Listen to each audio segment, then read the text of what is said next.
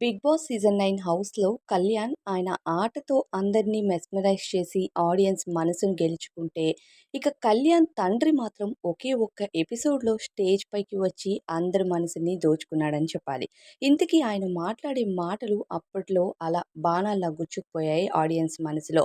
డబ్బు మనకి శాశ్వతం కాదు. ఎద్దుంటే ఎప్పుడైనా సరే అద్దొస్తుంది అంటూ ఆయన చెప్పిన మాటలు మాత్రం సూపర్ అని చెప్పాలి. అయితే ఇక మనం ఆట ఆడి నీతిగా ఉంటే జనాలే మనల్ని ముందుకు నడిపిస్తారు.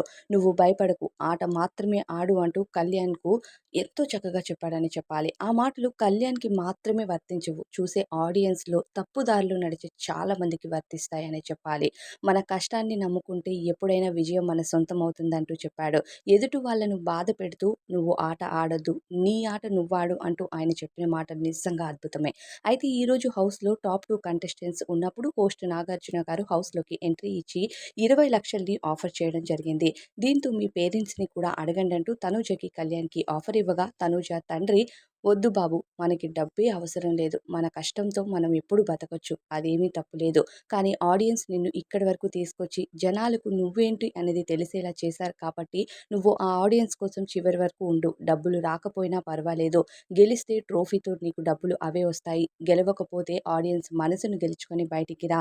నీతిగా ఉండడం ముఖ్యమంటూ ఇంతకు ముందు కూడా నేను నీకు చెప్పాను. ఇప్పటికీ అదే చెప్తాను. మనకి డబ్బులు ఎప్పుడూ వద్దు. మనం కష్టంతోనే జీవితంలో ముందడుగు వేస్తూ ఉంటే విజయం అదే మన సొంతం అవుతుంది బాబు.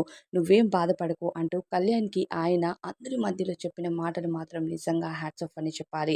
నలుగురు మధ్య పెద్ద పెద్ద షోస్ మధ్య తిరగకపోయినా ఆయన నలుగురు మధ్యకొచ్చినప్పుడు ఆయన మాట్లాడిన మాటలు మాత్రం అక్కడ ఉండే కళ్యాణ్‌కి, అక్కడ చూసే జనాలకి కాకుండా ఆడియన్స్ మదిలో కూడా అలానే ఉండిపోతాయి. అయితే ప్రతి ఒక్క కన్న బిడ్డకి కూడా ఆయన చెప్పిన మాటలు వర్తిస్తాయని చెప్పాలి. అయితే ఇక కళ్యాణ్ కూడా ఆ 20,00,000ని రిజెక్ట్ చేశాడు. తండ్రి చెప్పిన మాటనే కాదు, ఆడియన్స్ మాకు డబ్బులు అవసరం చాలా ఉంది. ఆర్థిక పరిస్థితులు ఇబ్బందులు ఉన్నాయి. ఆస్తులు కూడా లేవు.